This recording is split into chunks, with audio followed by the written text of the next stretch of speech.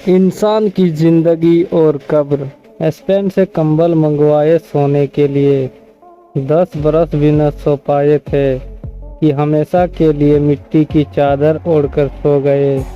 बड़े सारे डिजाइन देखकर पलंग बनवाए, बेड बनवाए और जब उठे तो एक पल में उठकर चले गए और जाकर मिट्टी के बिस्तर पर हमेशा के लिए सो गए। अपनी ख्वाबगाह में बड़े डिजाइन की लाइटें लगवाई, बड़े खूबसूरत कुमकुमों में बल्ब लगवाए और कुछ दिन भी नहीं रहने पाए थे कि उठकर अंधेरी कोठरी में जाकर सो गए। हर वक्त अपने घर को चमकाने वाले जाकर वहशत और तन्हाई के घर में और कीड़ों के साथ जाकर सो जाते हैं। बदन पर कोई चोटी आ जाए तो आदमी उसको छाड़ देता है, मार देता है। आज उसके बदन पर करोड़ों कीड़े फिर रहे हैं। जिस चेहरे को गर्मी से बचाया था, सर्दी से बचाया था, भूख से बचाया था, थकन से बचाया था, उसी चेहरे पर आज कीड़ों का हमला है।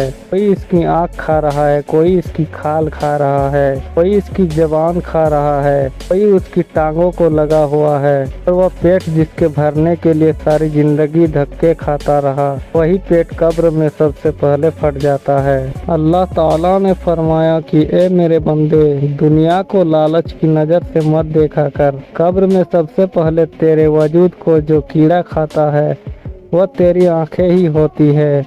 सबसे पहले यही समा बुझती है और सबसे पहले इसी को अल्लाह निकालता है और कीड़ों को खिला देता है। तो जिस इंसान का यह हैरतनाक अंजाम हो कि मौत उसकी शिकारी हो, आफतों के फंदे उसके चारों तरफ कायम किए जा चुके हो, मुसीबतों की खाइयाँ कदम कदम पर उसके लिए खोदी गई हो, गमों के बादल कभी उसके ऊपर से हटते ही न हो, खुशियों की किरण बिजली की चमक की तरह आकर गुजर जाती हो, परेशानियों और फिक्रों के समुद्र में डूबा हुआ हो और बीमारियां उसके साथ अपना रोल अदा कर रही हो, दोस्तों की बेवफाइयां और औलाद की नाफरमानियां उसके दिल पर नस्तर चला रही हो, कब्र उसको रोजाना पुकार रही हो, मैं तन्हाई का घर हूँ, मैं अंधेरों का घर हूँ, कीड़े मकोड़ों का घर हूँ, मेरे पास आना है तो कोई सामान्य सफ़र लेकर आना।